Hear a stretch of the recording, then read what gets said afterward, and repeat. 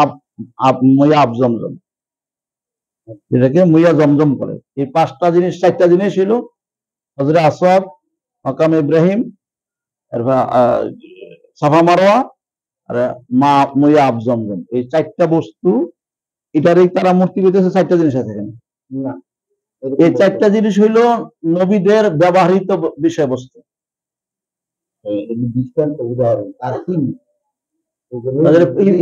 এই চিহ্নটাকে ওলি নবীদের চিহ্নটাকেই আল্লাহ শায়রুল্লাহ বলছে, আল্লাহর প্রতীক বলা হয়েছে।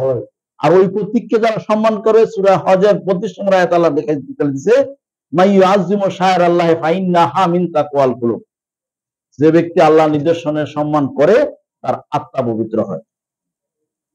এই জন্য নবী ওলিরা নিজেরাও শায়রুল্লাহ, আর তাদের অবস্থানের জায়গাটাও, তাদের ব্যবহৃত বিষয়বস্তুগুলিও শায়রুল্লাহ, আয়াতুল্লাহ, হুজ্জাতুল্লাহ, বুরহানুল্লাহ, এই বিভিন্ন শব্দগুলি আল্লাহ কোরআন সে ব্যবহার করছে।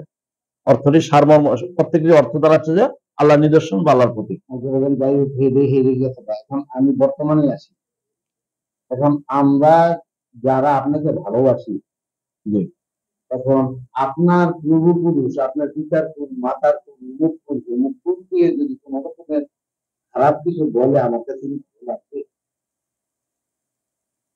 ভালো লাগবে না, কথাটা ঠিক আছে, কিন্তু সকলের কাছে তো আল্লাহ নবুয়ত দিয়ে আসছে তা নয়। প্রত্যেকটা নবীর বাবার উপরে কি নবুয়ত ছিল?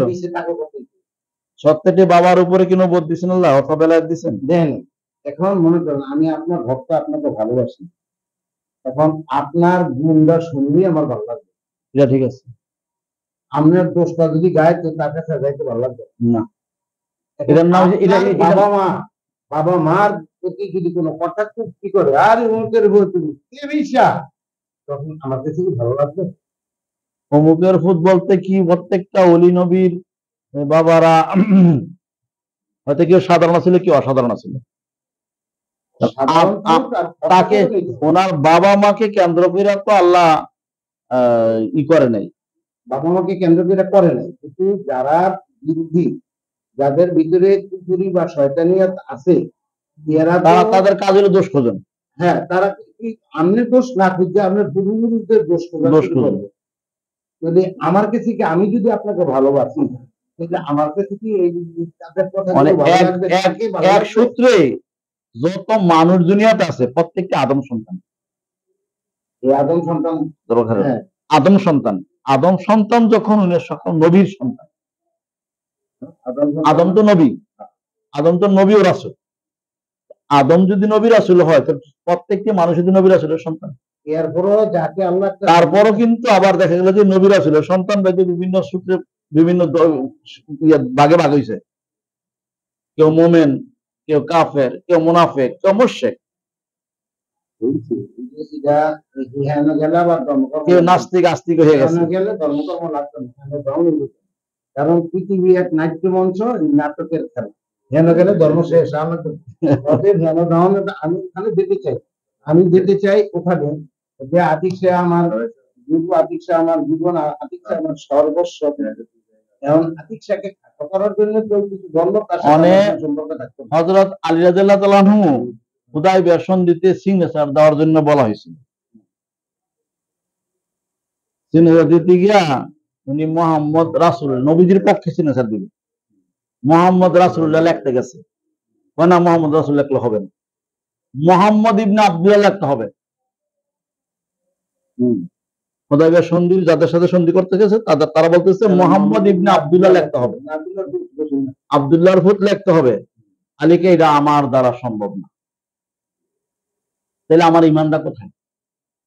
আমি তো মুহাম্মদ ইবনে আব্দুল্লাহর উপর ইমান আনি নাই, আমি আনছি মুহাম্মদ রাসূলুল্লাহর উপরে। যদি আমি রাসূলুল্লাহ না লিখি, তাহলে আমি মুসলমান থেকে খারিজ। তখন নবীজি নিজে কাওলামটা টান্দাই না বলতেছেন, আমি মুহাম্মদ ইবনে আব্দুল্লাহ বটে, তোমাদের কাছে না হইলে হইতে পারে, তোমরা ইমানদার রাসূলুল্লাহর উপর আনছো, আব্দুল্লাহর উপর আনো নাই। সুতরাং আলী লেখে নাই, নবীজি নিজে লিখে দিয়েছে মুহাম্মদ ইবনে আব্দুল্লাহ। নবী লিখে দিয়েছে, নবী লেখলে দোষ নাই, কিন্তু আলী লেখলে দোষ হয়। আলী লেখলে দোষ হয়, আলী মুসলমানদের কাটা জায়গা। আমরা ইমান আনছি মুহাম্মদ রাসূলের উপরে, আলী লেখে নাই, আলী লেখে নাই, নবীজি নিজে লেখছে। সে হুদায়বিয়ার সন্ধিতে প্রমাণ করছে লেখা জানে। না না, আলী দেয় না, আলী দিতে গেছে অস্বীকার করছে। মোহাম্মদ বিন আব্দুল একটা বলা অস্বীকার করছে। মোহাম্মদ বুঝি জানি। হ্যাঁ, আর উনি কে লেখছে যে মোহাম্মদ রাসূলুল্লাহ, এখন বলছে রাসূলুল্লাহ লেখছে। হ্যাঁ, উনি তো রাসূলুল্লাহ না লেখে তার ইমানের সমস্যা দেখে, তাই না? আর নবী হুকুম দিলে কোনো সমস্যা না না, নবী হুকুম দেয় নাই এখানে বলার জন্য। তখন নিজে নবী লেখে। নবী মোহাম্মদ ইবনে আব্দুল নিজে, নবীজি নিজে লেখছেন। হ্যাঁ, নিজে লেখে। এখন এখন মূলত আমরা দুই জায়গাতে গেছি, যেটাতে নবী লেখতে আমাদের বিশ্বাস হইল। আমরা বলতে পারি না। এই হাতের লেখা না তাহলে নবুয়ত চলে যাবে, এটা কি বিশ্বাস হইব? এই কথা তো বলে নাই, এই কথা কিন্তু বলছে। বলছে বলো, এই কথা বলার তো দরকার নেই আমার। উনি হাতের লেখা দেখাইতে পারলো না, এজন্য নবুয়ত নাই, এটা তো বলার দরকার নেই আমার। অভিনয় করছে আমি জানি না। অভিনয় অনেকটা করে নবীজি কথা, প্রত্যেকটা কথার মধ্যে জানে, সব কিছু প্রত্যেকটা কথার মধ্যে হিকমত শব্দটা ব্যবহার করছে। বাবা মুমিন ছিলেন কিনা এই কথা থেকে আবু তালেব না, আবু মুতালেব। আবু তালেব একজন, মুতালেব একজন। আবু তালেব হলো নবীজির ভালক বাবা, আর মোতালেব হলো নবীজির দাদা। আব্দুল মোতালেব উনি নবীজির দাদা।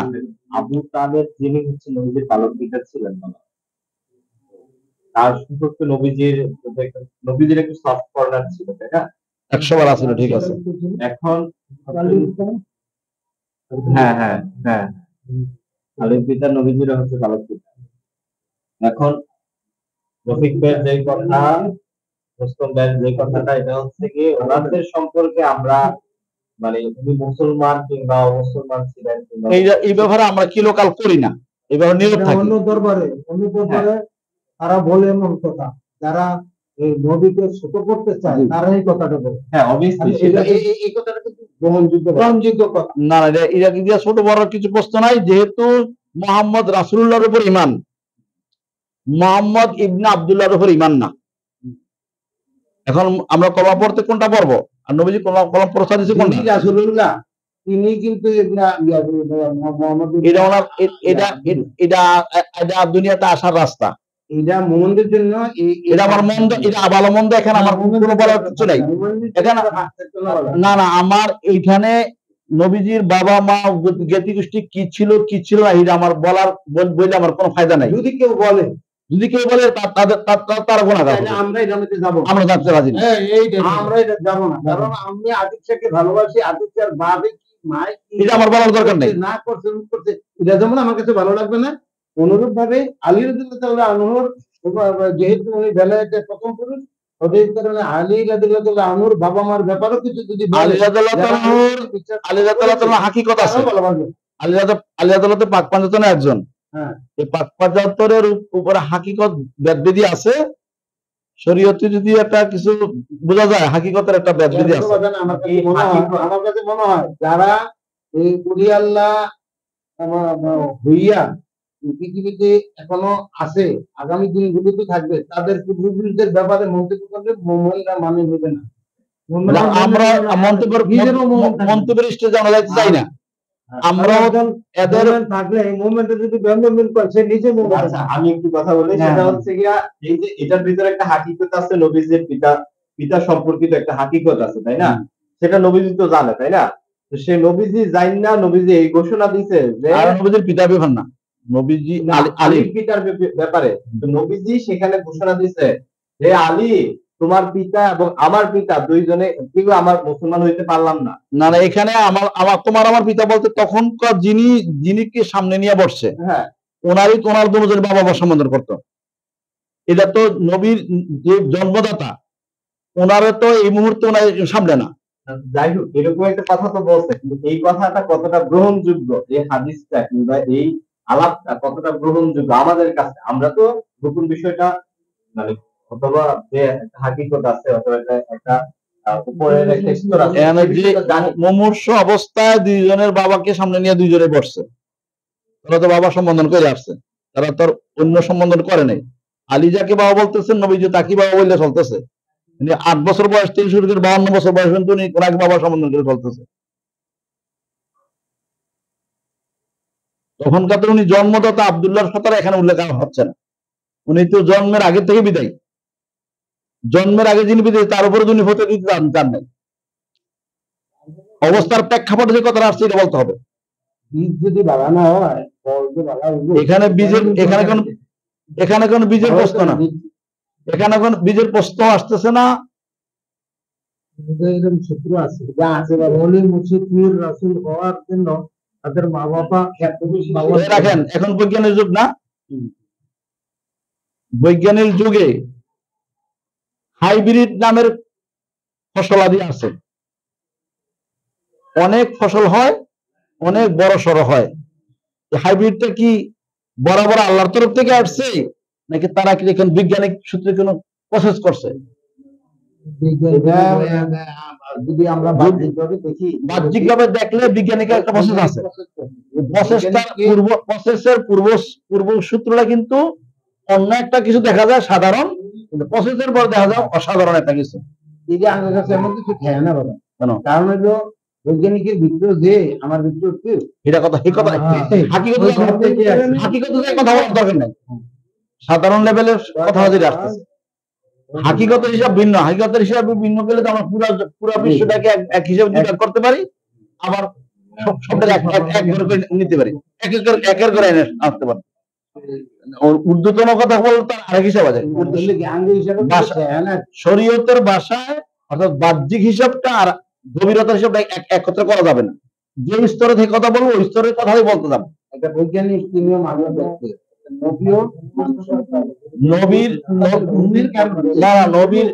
নবুয়তের জ্ঞানের হিসাব আর বৈজ্ঞানিকের জ্ঞানের হিসাব তফাৎ আছে। আছে মানে সার্বিক বিষয় নিয়ে হলো নবী, আর বৈজ্ঞানিক সার্বিক না, শুধু আপনার নিজের মূল হইতে মূলের স্টেজে চলে গেছে। আর বৈজ্ঞানিক একটা সাবজেক্টের উপরে সে বিজ্ঞান দেখাইছে। সার্বিক বলতে আপনি নিজেকে নিয়ে কোনো ভাবেন নাই, আমি কে এটার প্রশ্নের জবাব কারণ খুঁজে নেই। ধর্মে এটা দিছে, আমি নিজে কে এটার প্রশ্নের জবাব পার করছি। এটা সবাই যে করেন এমন দার্শনিকরা তো কষ্ট, দার্শনিকরা কেউ আল্লাহ পাইছে এটা দাবি করে নাই, করে দেখায় নাই, এবং ব্যস্ত হাসমিজান দেখাইতে পারে নাই। এই যে দেখাইতে পারে নাই বলতে ওনার আমরা পাইছি কেন? উনি সক্রেটিস বলছে নো বাই সেলফ, এর যুগ শেষ হলো। এটা সংকেত না না না, চীনার বিভিন্ন শাখা প্রশাখা আছে। চীনার বিভিন্ন শাখা প্রশাখা আছে, উনি একটা শাখায় যে এই কথা বলছেন। বশিরুল্লাহ ঘোষণা দিছে যে নিজেরে চিনো। উনি তো বশিরুল্লাহ নিজের চীনা আর ওই ইয়ার নিজের চীনা এক না। আমি যদি বুঝি বশিরুল্লাহর যে কর্মধারার মধ্যে আমরা যেটা পাইতে যাচ্ছি, ওনার ভক্ত আশেখান কাছে আউন রেখে গেছেন, ওই ভেদে আর ওই সক্রেটিসের ভেদের কথা তো একাইতেছে না। উনি কি এরকম ধারাবাহিকতা আছে, আধ্যাত্মিকতার সূত্র খারিছে? উনি কোন জাগতিক কোন বিষয়বস্তুকে ফুটে দিয়ে গেছে জগতের মানুষের উপকার করতে। জাগতিক কোন কর্মকাণ্ড এমনটা দেখছেন বিজ্ঞান উড়িজাহাজ আবিষ্কার করে দিয়েছে, টেলিভিশন আবিষ্কার করে দেখাইছে, এখন কম্পিউটার আবিষ্কার করে দেখাইছে, ক্যামেরা আবিষ্কার করে দেখাইতেছে, এখন নতুন করে আবার ড্রোন আবিষ্কার করে দেখাইতেছে। এটা একটা বিষয়ভিত্তিক হিসাব। সকল বৈজ্ঞানিকরা একটা বিষয় ভিত্তিক হিসাব করে তারা নিজেকে অনেক উচ্চ সমানের বৈজ্ঞানিক হিসাবে, জ্ঞানিক হিসাবে প্রকাশ করে গেছে। কিন্তু ধর্মে আমরা ধর্মসূত্রে যে কথা বলতে যাচ্ছি, সকল নবীদের দ্বারাটা এবং তার পরবর্তী উল্লেখের দ্বারা সেম পয়েন্ট আসছে। আদার্স বৈজ্ঞানিকরা তারাও কিন্তু মহাজ্ঞানী হিসেবে সমস্ত করা হয়। তাদের ধীরে জাগতিক বিষয়বস্তুকে নতুন করে জায়গাতে মানুষের বাহ্যিক কল্যাণটা দেখাইছে, আর নবী ওলিরা দেখাইছে আমি কে, কোথায়, আমার বিশালতা, আমার দৈর্ঘ্য প্রস্থের হিসাব নিকাশ দেখাই দিয়ে গেছে। এটা আপনারা এই দায়িত্বটা পালন করেন বিদায় এটা দেখান। এখন সক্রেটিসকে দেখাই নাই তার যুগে, দেখাইতে গেলে সেটা তার গ্রন্থের মধ্যে কিছু না কিছু লেখা থাকতো। কারো ওলি মানে নাই, নিজে ওলি দাবিও করে নাই। যেমন কোরআন শরীফের একটা আয়াত, এই দেখেন কোরআন শরীফের একটা আয়াত, সূরা হাদীদের 3 নম্বর আয়াতটা, হুয়াল আউয়ালু ওয়াল আখিরু ওয়াজ জাহিরু ওয়াল বাতিন। অর্থাৎ সাধারণ অর্থ কি হয়েছে? তিনি সর্বপ্রথম, তিনি সর্বশেষ, তিনি প্রকাশ, তিনি গোপন। এটা সাধারণ অর্থ। গ্রামারের পেজগুস লাগে একটু কথা প্রকাশ করলে একটু কথা কি মন দাঁড়াইতেছে, এটার প্রত্যেকটি শব্দের পিছনে আরেকদম যুক্ত আছে। এই প্রত্যেকটি শব্দ গ্রামার বেদে ইসমে মুস্তাক বলা হয়, অর্থাৎ আরেকটা শব্দ থেকে গঠিত হয়েছে। এটা নতুন তৈরি হয়েছে, আরেকটা মূল থেকে এটা একটা শব্দ গঠিত হয়েছে, এটা ইসমে মুস্তাক হয়। ইসমে মুস্তাক যখন হয়, তার মধ্যে যখন আলিফ লাম যুক্ত হয়, আলিফ লামটার নাম হয় ইসমি। ইসমি শব্দের বাংলা হয় যে বা যাহা, অর্থাৎ প্রকাশে যাহা আছে এবং গোপনে যাহা আছে সবই তিনি। এই যে তিনি কইছে, তিনি তো তারা আবার দেখা ভাঙতে হবে।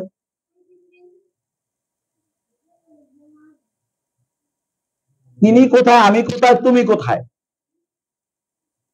সে আবার ভেঙে দেখাইতে হবে। সেই ভাঙ্গা ভাঙ্গিটা তো ধর্মগ্রন্থে আসছে, ধর্মযাজকের কাছে আসছে, ওই বৈজ্ঞানিকদের কাছে আসে। এই যে স্বামী বিবেকানন্দ বলছে, উনি তো ধর্মযাজক, উনি ধর্মযাজক। কি বলছে কথাটা? উনি একটা কথা বলছে যে মুহাম্মদের প্রশংসা করার কোনো প্রয়োজন নাই, মুহাম্মদের প্রশংসায় তোমার কোনো কাজ আসবে না, তুমি নিজে মোহাম্মদ হও, নিজে মোহাম্মদ হও। নিজে মোহাম্মদ যে প্রশংসা করে তাকে বলা হয় অধিক প্রশংসা যিনি করেন, ওনার নাম হচ্ছে আহম্মদ। আর যার প্রশংসা করা হয় অধিক পরিমাণ, সে হইল মুহাম্মদ। মানে কোরআন শরীফে এই কথাটা দেখাইছে, আলহামদুলিল্লাহ, সকল প্রশংসা, যত রকমের প্রশংসা আছে, সকল প্রশংসা হইল আল্লাহ। না আল্লাহ কি প্রশংসিত হইল নাকি হইল না? যত রকমের প্রশংসা আছে, সকল প্রশংসাটা হইল আল্লাহর। আল্লাহ কি প্রশংসিত হইল নাকি প্রশংসিত হইল না? কম হইল না বেশি হইল? সকল প্রশংসা অধিক অধিক প্রশংসিত। এটা আলহামদুলিল্লাহর বাংলা ব্যাখ্যা হইল অধিক প্রশংসিত আল্লাহ। এই অধিক প্রশংসিত আল্লাহ, এটা আরবিটা কই? আল্লাহ মুহাম্মাদুন, আল্লাহ হইল মুহাম্মদ।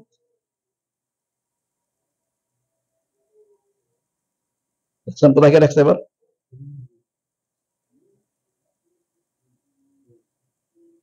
কোথায় কে রাখলো? এবার এই কথার পরও কিন্তু আরেকটা প্রশ্ন থাকতেছে, তাকে জানো কইতাম না। একটা কথা, যে জগতের একটা কথা আছে, কোরআন শরীফ তো সবাই পড়ে। এই কথা মানুষ যেটা বার হয়েছে, এই কথাটা কি কোনো মোল্লা বার করে দেখাতে পারতেছে? না, ডাইরেক্ট দিলে না, কারণ আছে আল্লাহ দিতে পারো না। তুমি জন্ম হইয়াই খেতে পারো না। তুমি এই দিনে আসছো, তোমার বয়স 25, এই 25 বছর বয়সের আস্তে আস্তে আস্তে আস্তে শরীরের এই অবস্থা দাঁড়ায় আসছে। প্রথম দিন যে অবস্থা নিয়ে আসছে, অনেক যে কল্পনা করতে পারো, প্রথম দিন যে দিন আসছে এই কাজটা করতে পারছো, সেই খাবারটা খেতে পারো নাই। এখন যে খাবারটা খেতে পারো, এই খাবারটা কি প্রথম দিন আইসে খেতে পারছো? তাই শিক্ষার দ্বারায় মধ্যে স্তর স্তর শ্রেণী বিন্যাস করে দেখা গেছে। 1 2 3 4 5 6 7 8 9 10 IA BA MA PhD ইত্যাদি দ্বারা করছে। ঠিক ধর্ম তো তাই করছে। মোমেন, মুত্তাকি, মুস্তাহিদ, ইমাম, ফকির, নকির, আওতাদ, আবদাল, কুতুব, কুতুল আকতাব, গাউস, গাউসুল্লাহ, সকলকে 1 থেকে শুরু করে মাস্টার ডিগ্রি পর্যন্ত সকল ছেলে মেয়েদেরকে, সকল ক্লাসের ছেলে মেয়েদেরকে এক ক্লাসে বসায় পড়ানো যায় নাকি? তাই না? ঠিক তদ্রুপ সকলের জন্য একই দ্বারার কথা বক্তব্য দেওয়া যাচ্ছে না। সকলের জন্য এক দ্বারার বক্তব্য দেওয়া যাচ্ছে না। কেউ পেটে হজম হবে না, আর কাউ ক্ষুধা নিবারণ হবে না। কেউ পেটে বহন করতে পারবে না, আর কাউকে ক্ষুধাই নিবারণ হবে না। কি খেলাম আমার এখানে প্রায় অনেক ক্লাসের আত্মমূল্যায়ন আছে।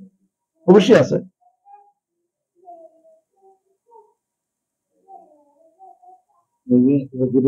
কয় এক ভিন্ন এক এক ভিন্ন দুই নাই বাদান, এক ভিন্ন দুই নাই আমি ছাড়া কিছু না। আর সব কিছু সেই কথাটা বুঝেছি একটা মানুষ না না, এই কথা আমরা যেভাবে বলে বলছেন যে এক ছাড়া দুই না, আমি ছাড়া কিছু নাই, এই কথাটা কি সবাই বুঝে বলছে? এটার বাস্তবটা কি, এই শব্দটা ব্যবহার করা যত সহজ, তার বাস্তবে যাওয়াটা তত সহজ না। এই বাস্তবটা যদি খাইতে হবে বলি আল্লাহ নবীরা, তারা শিক্ষা দিতে পারছে যে তারা শিক্ষকতা করবো, আর তার যাতে নিজে চিনছে আর ঘরে পেয়েছে চিনছে চিনার জন্য এটা একটা নির্দেশনা। এখন আমি যদি আমাকে চিনতে যাই, যে চিনাও আছে যে চিনে দিতে তার কাছে আমার যেতে হবে। যেমন রমেশ শিলের একটা গান গেয়ে গেছে, আমি কি মরণকে ডরি, আমি কি মরণকে ডরি, আমার বুকের পাটা শক্ত আছে, বুকের পাটা শক্ত আছে, সঙ্গে মুর্শিদ ও ভান্ডারি, আমি কি মরণকে ধরি। আজরাইল যার আমিও তার, দুজনে দুই চাকরি করি, আজরাইল করে জান কবজ আমি করি, তবে দাহারি, আমি কি মরণকে ধরি। যে দেশে নাই জন্ম মরণ, না জন্ম মৃত্যুর অধীন যারা, তাদের জরুর হুঁশিয়ারি, যে দেশে নাই জন্ম মরণ সে দেশে মর বসত বাহারি, আমি কি মরণকে ডরি। যে দেশে জন্ম নাই মরণ নাই সে দেশে বসত পারি আমার। মোরাকাবা মুশাহেদা পীরের বরজক রাখলে দড়ি, রমেশ বলে আজরাইল আসলে খুঁজে পায় না তার কোন বাহারি, আমি কি মরণকে ডরি। এই গানটা গাইলি কি বুঝে লইব? কথাটা বুঝে আসা পারবো? না গানটা গাইলি কথা বুঝে আসা পারবো? যে বুঝে তার কাছে যাইতে বলছে। এই কথাটা এই গানটা যেবারে লেখছে এবারে এই দেশে যাইয়া লেখছে, এবারে এই যাইয়া লেখছে। আর কিন্তু যারা এখন যারা গাইতে আছে তারা সকলে কিন্তু এই কথার বেদের বেদ বুঝে না। গাইতে মজা লাগে এই জন্য গায়, কিন্তু বেদ সকলে বুঝে না।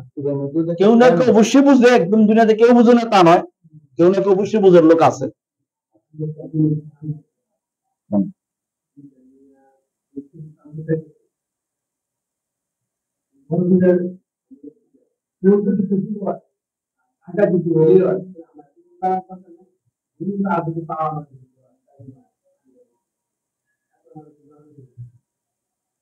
ওনার এই কথাটাতে কি প্রমাণ হইল? বরফ আব্দুল সুরাই ছিল, চুরি করে তার কুতুব বানাই দিছে। আর নিজামুদ্দিন আউলিয়া উনি ডাকাত ছিল, উনি শেখ ফরিদ রহমতুল্লাহ সাহচর্যে আইসে উনি ওলি আল্লাহ হয়েছে। এই কথায় প্রমাণ কইরা নিল তার পূর্বশে কি আছিল কি নেই আমার জানার দরকার না, বুঝার দরকার না, তার মন্তব্য করার দরকার নেই। উনি কে হিরে আমার হিসাব, আমি কি আর যার কাছে গেলাম তে কে, এটাই আমার এই কথাটাই আসলে সার কথা। দুইটা বেজে গেছে। এটা তো ঠিকই আছে।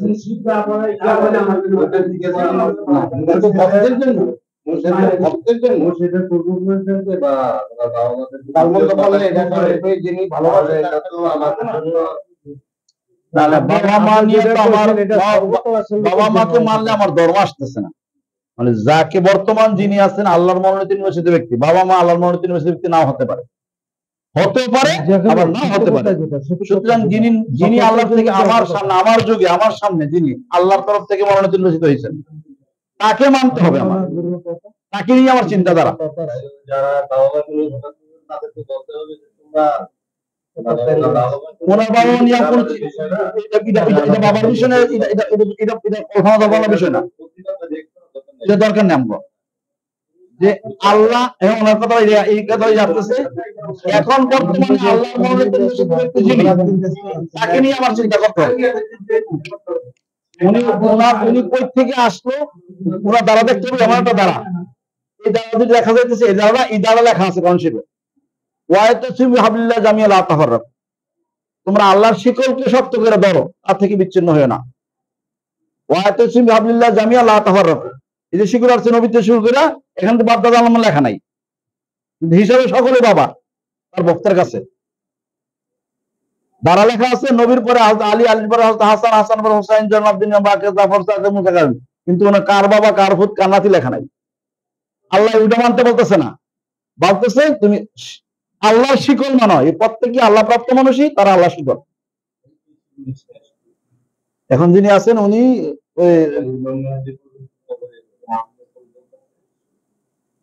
ইমাম মেহাদি বলতে কি বুঝে আসে একজন ব্যক্তি। মেহাদি শব্দের বাংলা হইল মেহাদি তো নাম না, ওনার উপাধি, অধিগতর পথ প্রদর্শক, অধিগত পথ প্রদর্শকের যোগ্যতম ব্যক্তি। ওনার নাম হইল মোহাম্মদ।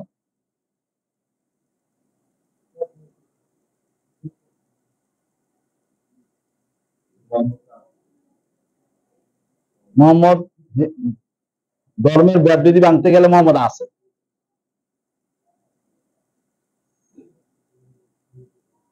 মোহাম্মদ তো আল্লাহ, একটু আগে বাংলা না, আলহামদুলিল্লাহ ব্যাখ্যা হইল মোহাম্মদ আল্লাহ, আল্লাহ মোহাম্মদ, আর মোহাম্মদ হইল মাহাদি।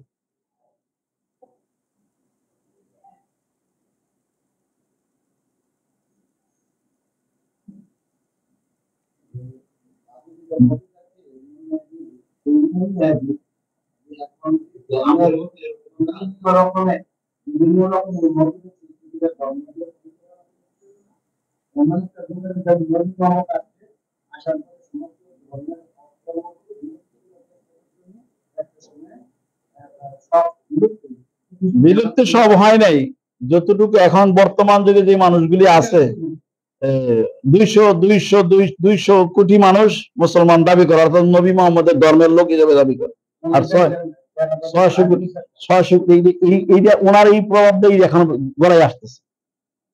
তাহলে এই 600 কোটি নবী মুহাম্মদের উম্মত দাবি করে না এবং মুসলমান দাবি করে না। যারা মুসলমান দাবি করে নবী মুহাম্মদের উম্মত দাবি করে, কিন্তু যদি সূত্রের মধ্যে ফরসে অথবা করে নাই, কারণ ফরসে সূত্রের মধ্যে, কারণ সূত্রের বাইরে থেকে যারা মুসলমান নবী মুহাম্মদের উম্মত দাবি করে। বাবু কথা ধরতে এইটা ইমাম মেহেদী এমন এক সত্তা, এই সত্তা আসলে কিন্তু সমস্ত যত অধর্ম আছে এই অধর্মকে এখন আমরা যে কথাটা দেখাই যাচ্ছে যে যারা বর্তমান যুগের একজন ওলি আল্লাহকে মানতে যাচ্ছে তারাই শুধু মুসলমান, আর বাকি কেউ না। বাবা হইল না, মা হইল না, ছেলে হইল না, মেয়ে হইল না, ঘরের হইল না, বাইরে হইল, নিকট হইল না, দূরে হইল না, শিক্ষিত হইল না, মূর্খ হইল না, ধনী হইল না, দরিদ্র হইল না, যুবক হইল না, বৃদ্ধ হইল, সে মুসলমান না, যদি বর্তমান জীবিত একজন ওলি আল্লাহকে সে মেনে নিতে না পারে। তাহলে ধর্ম ঠেকছে এখানে। এই কথাটা তো প্রমাণ করতেছে সারা বিশ্বের যত রকমের মানুষ আছে যারা ওলি আল্লাহর ভক্ত না, তারা মুসলমানের বাহিরে।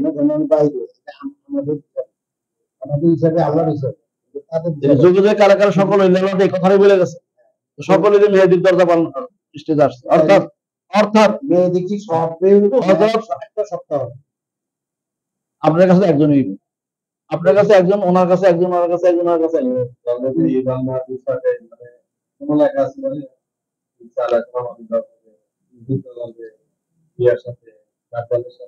ইমাম মেহাদি, ইমাম মেহাদি আর কিনা বলে ঈসা আলাইহিস সালাম ভিন্ন ব্যক্তি কিনা? না, ভিন্ন ব্যক্তি দেখা নাই, কেন হয় নাই? হ্যাঁ, বলতে গেলে ভিন্ন দেখায়, যেমন আল্লাহ মুহাম্মদ ভিন্ন, লা ইলাহা ইল্লাল্লাহ মুহাম্মাদুর রাসূলুল্লাহ, কলমার অর্ধেক হইল লা ইলাহা ইল্লাল্লাহ, অর্ধেক হইল মুহাম্মাদুর রাসূলুল্লাহ। না, এই কথা তো প্রথম লেভেলে, কলমার অর্ধেক হইল অর্ধেক হইল লা ইলাহা ইল্লাল্লাহ, অর্ধেক হইল মুহাম্মাদুর রাসূলুল্লাহ। তাহলে আল্লাহ অর্ধেক আর রাসূল অর্ধেক। এখন সাধারণ মানুষের কাছে ইমাম মেহেদীর বিষয়টা এরকম, সমস্ত অন্ধকার দূর হয়ে যাবে, আলোকিত হবে শুধু সেই সত্তা, যে সত্তা আসবে ইমাম মেহেদী মানবে, ওদের সাথে। আর এইটা তো সত্যের দ্বন্দ্ব হবে, সত্য নবী মুহাম্মদের সাথে তো দ্বন্দ্ব হয়েছে, 62টা যুদ্ধ হয়েছে, এইরকম বার্ষিক যুদ্ধ হয়েছে, কিন্তু নবী মোহাম্মদের যুদ্ধ বর্তমানের যুদ্ধদের এই সিস্টেমে থাকতেছে না। যুদ্ধ হবে ঠিক, সিস্টেমটা তো এমন না। নবী মোহাম্মদ যে ডাল তলিয়ে গোড়াইছে ওটা ছেড়ে যুদ্ধ করছে, এখন কি এই ডাল তলে যুদ্ধ করবো? কয়েকজন নবীর সুন্নত পালন লাগবো। নবী তো হজ করছে, উডে সইরা তপ করছে কাবাঘর, অনেকে উঠলে কাবাঘর বন্ধ বিদ্যায় করবো, তোর কি নবীর সুন্নত পালন? অনেক কথা তো বলা সুন্নি দাবি করে কেমন হলে? সুন্নি দাবি করতে হলে নবীর সুন্নতের উপর প্রতিষ্ঠিত থাকতে হয়। তারা এমন হচ্ছে যে একটা দলের বানায় রাখছে, জানি তোমরা জানি কি বানায় রাখছে, যে হচ্ছে দুই একটা কাহিনী কি হচ্ছে একটা মেয়েকে দিচ্ছে আল্লাহ হজরত যে আমি যে ই করবো, সেটা কিন্তু একটা প্রতিষ্ঠিত জিনিস হয়ে দাঁড়ায়। ওই কারিকুলাম ওই সূত্রের ভিতরে কেউ যদি না পড়ে অথবা কিছু না ঘটে, তাহলে তাকে তার একটা অলৌকিক ক্ষমতা থাকে। আমাদের যে